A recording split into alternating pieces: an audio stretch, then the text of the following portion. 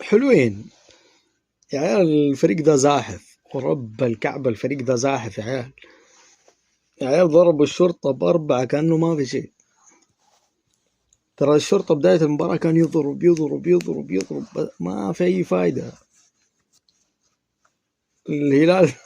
الهلال ده الوحيد اللي الشرطة ما حتعرف تمسكه.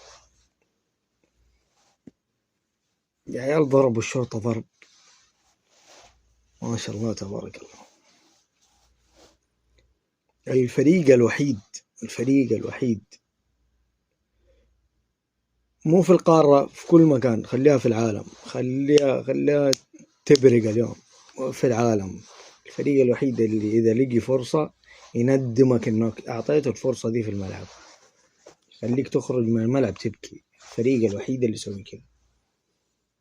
ما يفهم، ترى شرطة مو شرطة، صغير كبير، أعطيتني فرصة تنجلد. رب الكعبة فريق رجال يمين بالله. عيني اليوم كانت على لاعبين ما شاء الله تبارك الله، سافيتش كانسيلو.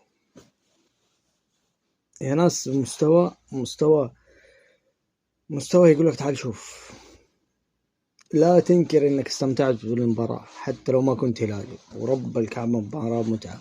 الهلال اذا جاء مروق يخليك تتفرج وتصفق غصبا عنك، حتى لو كنت بقى ينهزم هتلقى نفسك قاعد تصفق مع كل لقطة لسافيتش.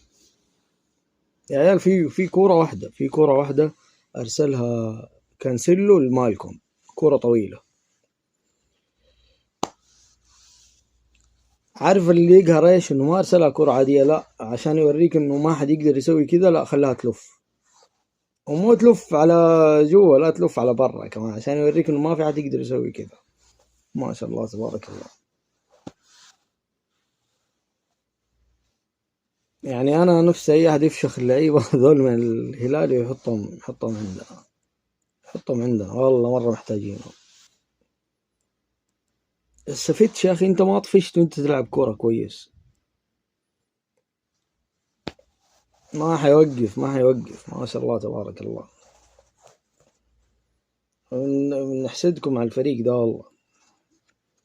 فريق وهو في الملعب يا عيال، الفريق كامل تحس عنده دم، فاهم؟ يحس، فاهم؟